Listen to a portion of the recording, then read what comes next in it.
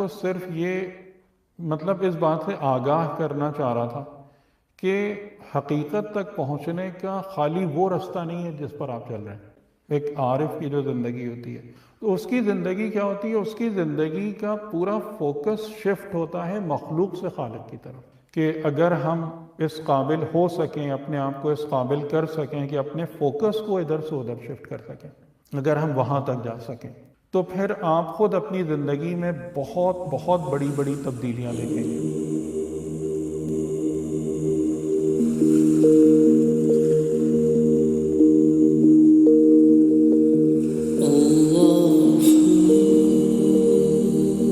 کہ جو لوگ بھی اس کو سن رہے ہیں وہ اپنے ذہن میں محفوظ رکھیں. ایک جو اہم بات ہے وہ یہ ہے کہ خدا تعالیٰ نے جب انسان کو خلق کیا ہے تو بنیادی طور سے دو چیزوں کے ساتھ خلق کیا ہے. یعنی ایک انسان کو بصیرت دی ہے اور دوسرا انسان کو ایک ہدف دیا ہے، ایک مقصد دیا ہے زندگی کا. ٹھیک ہے، ان دو چیزوں کے ساتھ خدا نے ہم کو پیدا کیا ہے کہ ایک انسان جو ہے وہ اپنے آپ پر، اپنے وجود پر بابصیرت بھی ہیں، ہر انسان ہے، اور دوسرا یہ کہ ہر شخص جو ہے وہ ایک ہدف رکھتا ہے اور اس ہدف کو بھی جانتا اور پہچانتا ہے. اور انہی دو چیزوں کو یا ہدف تک پہنچنے کے لیے خدا تعالیٰ نے پھر ہمارے لیے تمام جتنے بھی انتظامات کیے ہیں، چاہے کتاب ہو، چاہے پیغمبر ہو، چاہے ہمارے وجود کے اندر فیکلٹیز ہوں، وہ تمام کی تمام چیزیں جو ہماری ہیلپ کرتی ہیں ہمیں ہمارے مقصد تک پہنچانے کے لیے. لیکن اس میں کیونکہ انسان اس کے ساتھ ساتھ با اختیار بھی ہیں، ایک چوائس بھی رکھتے ہیں اپنی لائف میں، لہٰذا انسانوں کے جن رستوں پر وہ چلتے ہیں وہ سب ایک جیسے نہیں ہوتے، وہ الگ الگ رستے ہو جاتے ہیں لوگوں کے اپنی اختیار کی بنا پر یا شاید اپنی صلاحیتوں کی بنا پر بھی. اس میں دو راہیں ایسی ہیں، اسپیشلی جب ہم ایون دین کو اڈاپٹ کرتے ہیں تو وہاں پر دو رستے ہیں جو بہت ہی ڈسٹنکٹ ہوتے ہیں. یعنی میں ان لوگوں کی بات نہیں کر رہا کہ جو شاید حقیقتاً کسی رستے پہ نہیں ہے، ان کی بات نہیں کر رہا. مطلب یہ کہ جو ایک ہدف لے کر، اور واقعاً ہدف کا مطلب کیا ہے؟ دیکھیں، ہدف جنت ہدف نہیں ہے. ٹھیک ہے، ایک بات ذہن میں رکھیے گا، جنت ہدف نہیں ہے. یعنی وہ جنت جس کا تصور ہمارے دماغوں میں کہ وہاں بہت اچھا گھر مل جائے گا اور کھانا پینا مل جائے گا اور مزے مل جائیں گے، یہ سب وہ کوئی ہدف نہیں ہے. ہدف کا معنی یہ ہے کہ خدا نے مجھے جو کچھ بنانا چاہا ہے، میری خلقت کا جو مقصد ہے اس تک پہنچنا، وہ ہدف ہے. لیکن ہدف کا تعلق کسی بیرونی چیز سے نہیں ہے، بلکہ ہدف کا تعلق خود مجھ سے. یعنی جو انسان اس بارے میں ایک نظریہ رکھتا ہے کہ مجھے خود کیا بننا ہے، میں خود ایک مسافر کی مانند ہوں، میں خود ایک ایوولوشنری کریچر ہوں، ایک ارتقاء پانے والی مخلوق ہوں، اور مجھے میری ایک منزل اور ایک مقام ہے. ہدف اس کو کہیں گے آپ. ٹھیک ہے، ہدف اس کو نہیں کہیں گے کہ میں بہت آرام دہ گھر میں جا کے بیٹھ جاؤں اور میں مزے کروں اور خوب کھاؤں پیوں، یہ کوئی ہدف نہیں ہے. ٹھیک ہے، یہ اس کا پرپز آف کریشن سے کوئی تعلق نہیں ہے. تو دین بہرحال انسان کو ہدف مند بناتا ہے، جیسے میں نے کہا، اور اس کے لیے تمام جو ٹولز، ایکوپمنٹ، آلات، ابزار سب ہمارے اندر رکھے ہوئے ہیں وہ اس ہدف تک پہنچنے کے لیے.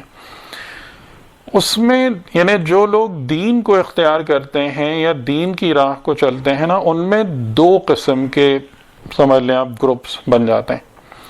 ایک گروپ وہ ہوتا ہے کہ جو مینلی اپنے ارد گرد یعنی سینسیبل اور ٹینجیبل چیزوں کو اپنی آنکھوں کے سامنے رکھتا ہے اور وہاں سے کسی حقیقت تک پہنچنا چاہتا ہے. ٹھیک ہے، یعنی جو کچھ آپ کے حس ہیں، حواس ہیں، جو کچھ آپ کے ارد گرد ہے، دنیا ہے، مادہ ہے، آفاق ہے، اور ایک قسم کا دوسرے قسم کے گروہ جو بہت زیادہ قلت میں پائے جاتے ہیں، وہ سورس آف لائف یا جہاں سے زندگی شروع ہوئی ہے یا جو زندگی کی بنیاد ہے یا جو زندگی کی حقیقت ہے، اگرچہ کہ ظاہراً وہ ان کو نظر نہیں آ رہی ہوتی، اگرچہ کہ ظاہراً ابتدا میں ان کے لیے آبسکیور ہوتی ہے، لیکن ان کی زندگی میں سب سے زیادہ اہمیت اسی چیز کی ہوتی ہے. یعنی وہ اپنے دل کی گہرائیوں میں اس بات کو اچھے طریقے سے جان رہے ہوتے ہیں کہ اہم وہی ہے. باقی تمام کی تمام چیزیں جو ہیں نا، وہ یا تو ایک تصویر ہیں یا ایک شکل ہیں یا ایک صورت ہیں یا ایک ایکسپریشن ہے یا ایک ایکویشن ہے، لیکن حقیقت نہیں ہے. ٹھیک ہے، یہ دو بہت ہی ڈسٹنکٹلی ڈفرینٹ گروپس ہیں. کہ ایک قسم کے لوگ وہ کہ جو نظر آتا ہے، جو دکھائی دیتا ہے، جو محسوس ہوتا ہے، جو آپ پر ظاہراً امپیکٹ ڈالتا ہے، جو آپ کو امپریس کرتا ہے، آپ اسی کو حقیقت سمجھ لیتے ہیں یا حقیقت جیسا سمجھ کر، اور پھر اس کے ایکشن ری ایکشن میں یا اس کی ریسپانسز میں آپ کی لائف بلڈ ہونا شروع ہوتی ہے.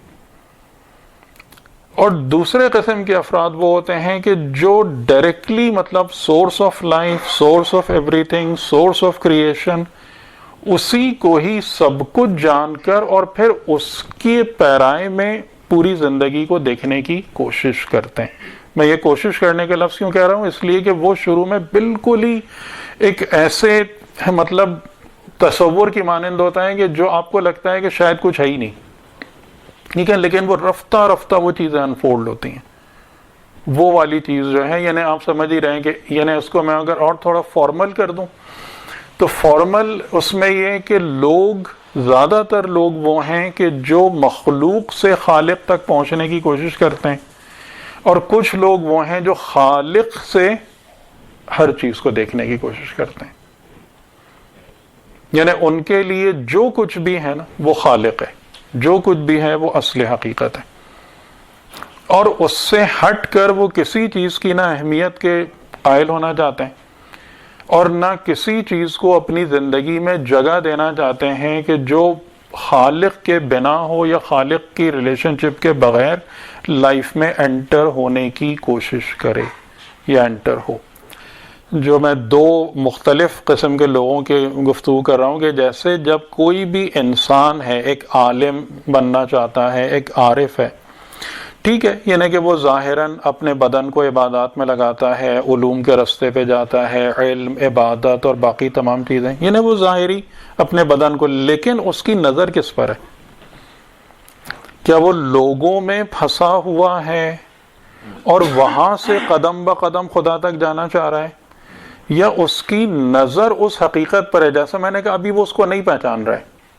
ایون آبسکیور ہے، لیکن وہ اس بات کو درک کر چکا ہے کہ یہ جتنا کچھ بھی ہے نا یہ ایک حقیقت سے وابستہ ہے. ابھی میں اس کو نہیں جان رہا ہوں، ابھی میں اس کو نہیں پہچان رہا ہوں، لیکن میری نظر میں، میری زندگی میں اہم وہی ہے. میں تو نظر کی بات کر رہا ہوں. ٹھیک ہے، آپ دنیا میں حرکت کریں گے، آپ دنیا میں عمل کریں گے، آپ دنیا میں مجاہدے کریں گے، سب آپ یہی کریں گے، اسی میں کریں گے. میں اس کو انکار نہیں کر رہا کہ آپ یہاں سے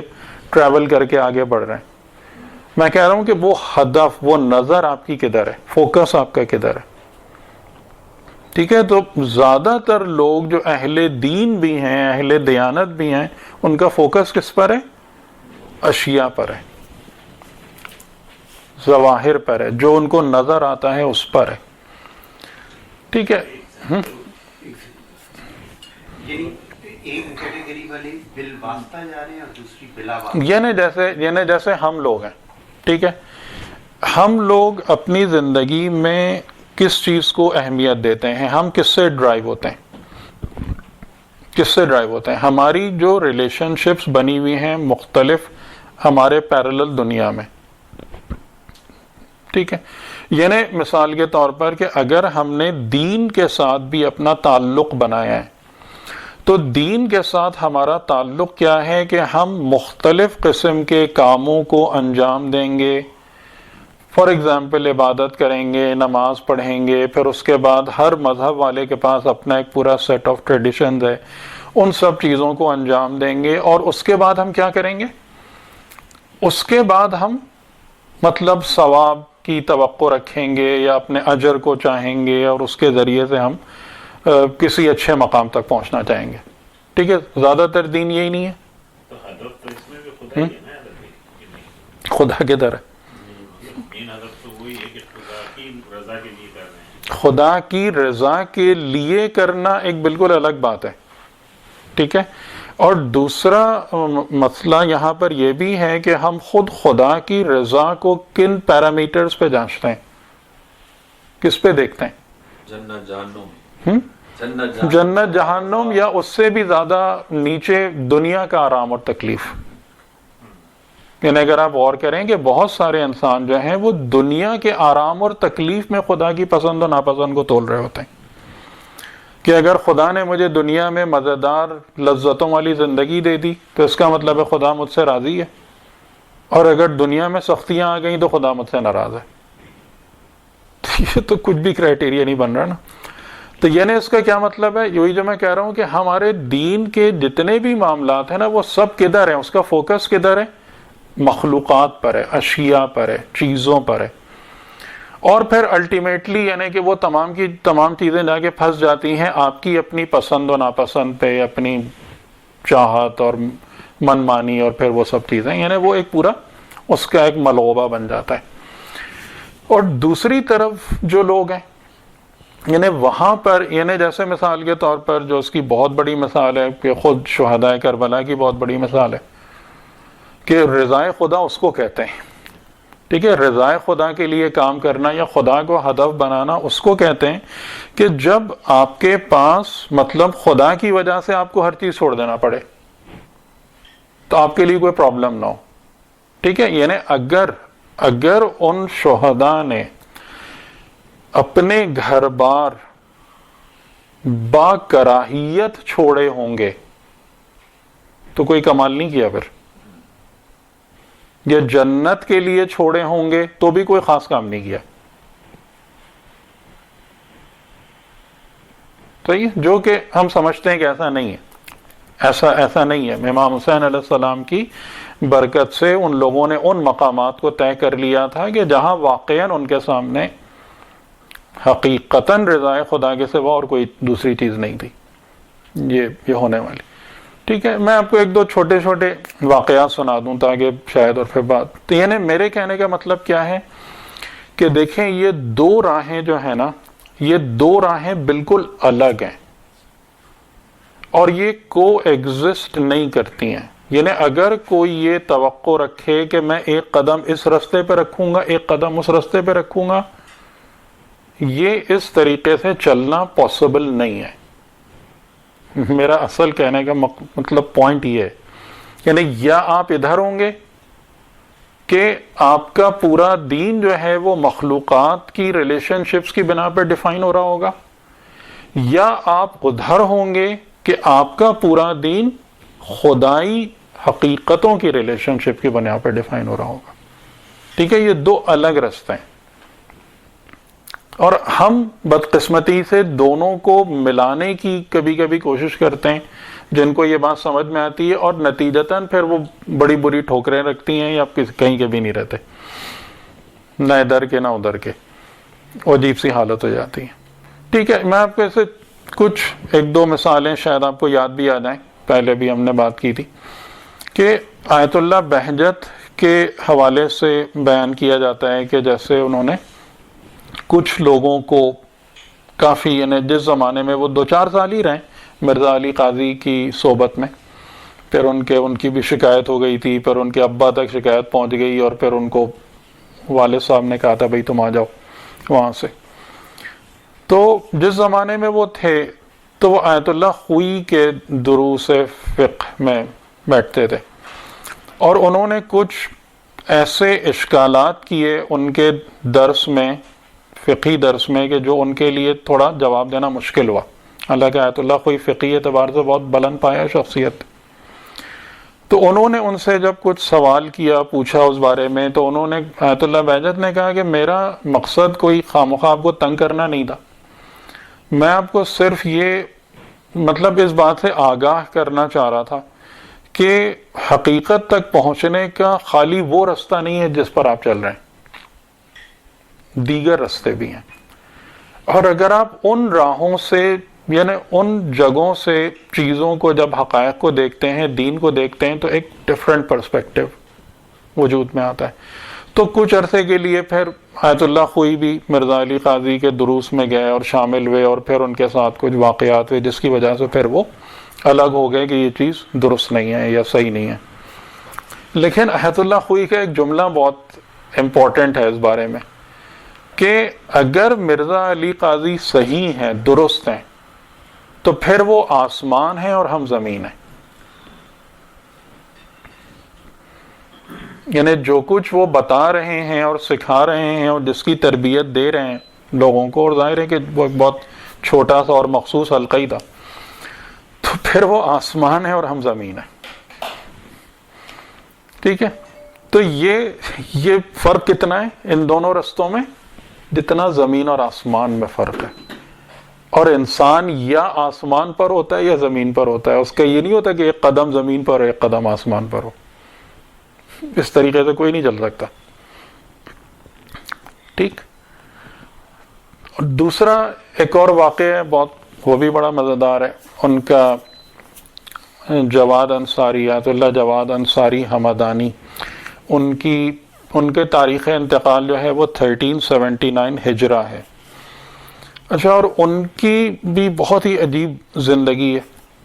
کہ ایک مرزا علی قاضی کے ایک شاگرد تھے شیخ حسن علی نجابت, ان کو انہوں نے بھیجا تھا وہاں نجف سے واپس ایران جب جا رہے تھے, تو انہوں نے کہا تھا کہ تم ان کے پاس آغا جواد انصاری کے پاس جاؤ, ان کی صحبت میں وقت گزارو. اور ایک بڑا عجیب تعارف انہوں نے کرایا تھا کہ یہ وہ یعنی جواد انصاری وہ ہیں کہ جنہوں نے اپنی توحید کو خدا سے حاصل کیا ہے. ٹھیک ہے, اور پھر وہ آئے اور جب تک وہ زندہ رہے تو شیخ حسن علی نجابت ان کے سب سے قریب ترین ان کے اصحاب یا شاگردوں میں سے تھے. تو یہ خود جب جواد انصاری انہوں نے قم میں ایک عرصہ گزارا بڑے بڑے مجتہدین کی صحبت میں, اور وہاں سے ان کو پورا اجازت نامہ مل گیا اجتہاد کا, وہ جو پورا ہوتا ہے, اور وہ کہہ لیں آیت اللہ ہو گئے اس رسمی معنی میں. اور پھر اس کے بعد وہ حمدان آئے, اور حمدان میں آ کے انہوں نے جو مسجد ہے وہاں پہ نماز پڑھانا یا وہی وہ تبلیغات, جو بھی ایک اصولی فقہی وہ جو ہے علماء کا ایک طرز عمل ہوتا ہے. اس زمانے میں ان کو ایک خبر ملی کہ کوئی درویش آیا ہے اور اس کے گرد کافی یعنی وہ کافی مجمع اٹریکٹ کر رہا ہے. اور ظاہراً درویش یا صوفیہ جو ہیں obviously جو خاص طور سے جو فقہی اور اصولی علماء یا مجتہدین ہیں, ان کی نظر میں بہت زیادہ مطلب وہ ان کو بہت ہی زیادہ سختی سے اپوز کرتے ہیں. تو پھر انہوں نے کہا کہ میں نے پھر یہ سوچا کہ میں جاؤں اور اس کو اصلاح کروں اس کی. تو ایک دن وہ ان کی صحبت میں گئے جہاں پر وہ درویش تھے, بات چیت کر رہے تھے, ان کی کچھ بات سنی, اور اس کے بعد انہوں نے بتایا کہ بھئی یہ صوفی گری جو ہے اور اس قسم کی چیزیں یہ درست نہیں ہیں اور یہ خلاف اسلام ہیں, اور یہ مسائل یہ آپ نہ کریں یہ کام. اس درویش نے ان کو ایک بڑا عجیب جملہ کہا کہ تم جس سے مجھے منع کرنے آئے ہو نا, آج کے بعد سے اس آگ میں تم خود جلو گے.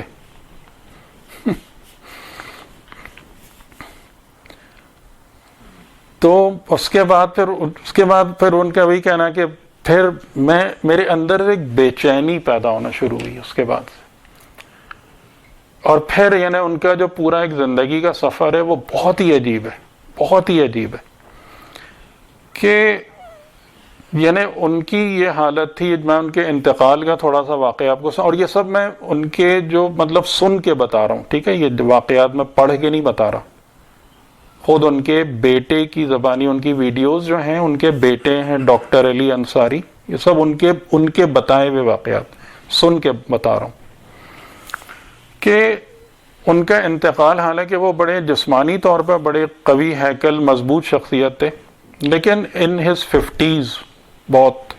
ان کو مسئلہ ہو گیا، اور پھر جب ان کو ڈاکٹر نے دیکھا ہے تو باہر نکل کے بیٹے سے کہا کہ یہ کسی کے عشق میں مبتلا ہیں کیا؟ تو انہوں نے کہا آپ کو کیسے پتا چلا؟ کہنے لگے ان کا دل جو ہے نا، دل پگھل گیا ہے۔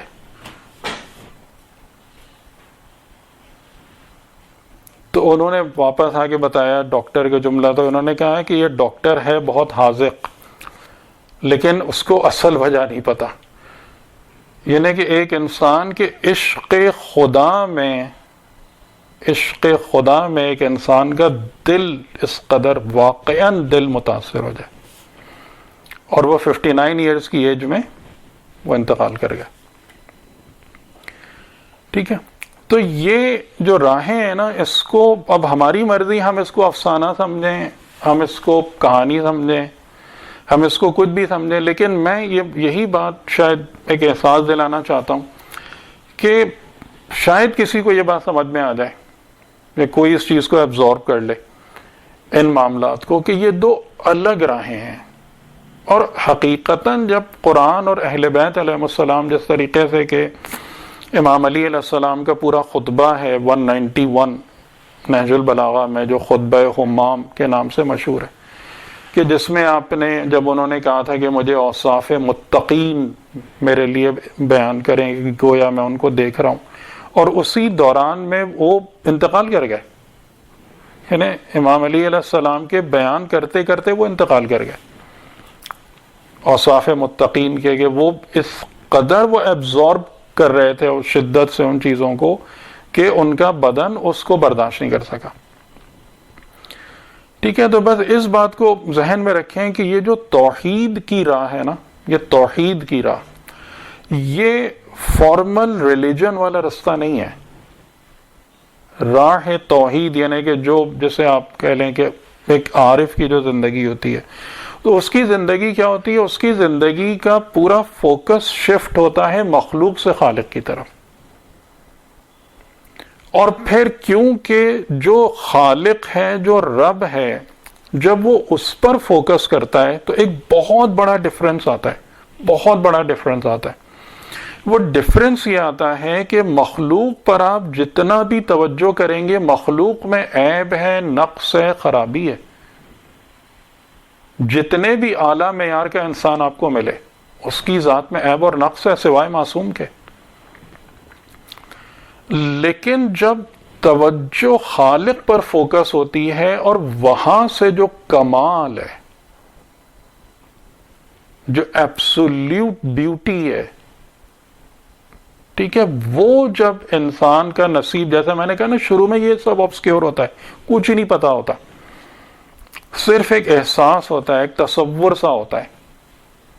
لیکن دل کی گہرائی میں ایک یقین ہوتا ہے کہ نہیں یہی سچ ہے، اور پھر بندہ اس رستے کو فالو کرتا ہے، تو وہاں سے جو وہ حسن و جمال والا اور وہ خوبصورتی اور وہ کمال جب وہ انسان پر کھلنا شروع ہوتا ہے نا، تو پھر یہی حال ہوتا ہے، جیسے میں نے ابھی جن بزرگ کا حال آپ کو سنایا، کہ پھر وہ صحیح معنوں میں جو ٹرو لو ہے، حقیقی عشق ہے، کہ جس کے جلوے ہمیں بعض اوقات انبیاء کی، ائمہ علیہ السلام کی، کہ جب وہ نماز میں بے خود ہو جاتے ہیں، اپنے آپ سے، یعنی اپنی حالت سے باہر آ جاتے ہیں، پھر وہ چیزیں جو ہیں نا، تو یہ بہت بڑا فرق ہوتا ہے کہ اگر فوکس وہاں پر ہے، اور وہ جو آفتاب حقیقت ہے یا آفتاب توحید ہے، اگر وہ انسان کی زندگی پر طلوع ہونا شروع ہو جائے اور وہاں سے قبولیت ہو جائے انسان کے لیے کہ خدا بندے کو قبول کر لے، تو وہ بیوٹی جو انسان ایبزارب کر رہا ہوتا ہے، اور وہ کمال اور وہ جمال، اس کا پھر کوئی دوسرا نعم البدل نہیں ہوتا، اور وہ چیز انسان کو اپنے اندر اس طریقے سے جذب کر لیتی ہے، کھینچ لیتی ہے، گم کر لیتی ہے، کہ پھر وہی بات ہوتی ہے کہ جو ارد گرد کے افراد ہوتے ہیں، لوگ ہوتے ہیں، جو بھی ہوتے ہیں، مطلب ان کی نظر میں کوئی مجذوب ہو جاتا ہے، کوئی کچھ ہو جاتا ہے، کوئی کچھ ہو جاتا ہے، لیکن وہ اس بات کو فیل نہیں کرتے، کیونکہ ظاہر ہے انہوں نے خود اس بات کو سینس ہی نہیں کیا ہوتا، انہیں خود پتہ ہی نہیں ہوتا کہ یہ معاملہ کیا ہے. ٹھیک، تو بس میں یہ کہنا چاہ رہا تھا کہ ہمارے لیے جو ہے نا یہ دین کے نام پر دو راہیں ہمارے پاس موجود ہیں ان براڈ ٹرمز، اور یہ جتنا کچھ بھی ہمیں بتایا گیا ہے خاص طور سے قرآن کریم میں بعنوان توحید جو کچھ بتایا گیا ہے، تو وہ ہمیں اس طرف متوجہ کرانے کے لیے ہے، ان حقیقتوں کی طرف متوجہ کرانے کے لیے کہ جو انفارچونیٹلی ہم جس کو اگنور کر رہے ہوتے ہیں. ٹھیک ہے، اسی ظاہر کے پھندے میں پھنس کے، ظاہر کے اندر. تو یہ بس ایک بات ہے، اس کو ذہن میں رکھیے گا کہ اگر ہم اس قابل ہو سکیں، اپنے آپ کو اس قابل کر سکیں کہ اپنے فوکس کو ادھر سے ادھر شفٹ کر سکیں، اگر ہم وہاں تک جا سکیں، تو پھر آپ خود اپنی زندگی میں بہت بہت بڑی بڑی تبدیلیاں دیکھیں گے. بہت زیادہ جو ہے نا فرق آپ کو محسوس ہوگا دونوں موڈز آف لیونگ میں، یا دونوں طریقے جن سے لوگ دین کو قبول کرتے ہیں یا اختیار کرتے ہیں. کہ وہ جو پیورلی توحیدی راہ ہے وہ انسان کو جو کچھ بنا دیتی ہے، انسان کو جس جگہ تک پہنچا دیتی ہے، اور وہ جو ایک نارمل ریلیجن والا رستہ ہے وہ انسان کو جو کچھ بناتا ہے، اس میں بہت بہت زیادہ فرق ہے. وہی جو کہا نا زمین اور آسمان کا فرق ہے. ہمارا فوکس توحید بنے، ہمارا فوکس ذات اقدس الہ بنے، ہم اپنے آپ کو اس سے جوڑنا ہمیں سمجھ میں آئے، اس کا ہم سے تعلق سمجھ میں آئے، اور وہ رستہ بنے کہ جو نور خدا کو ہمارے وجود تک اور ہمارے قلب تک پہنچا سکے.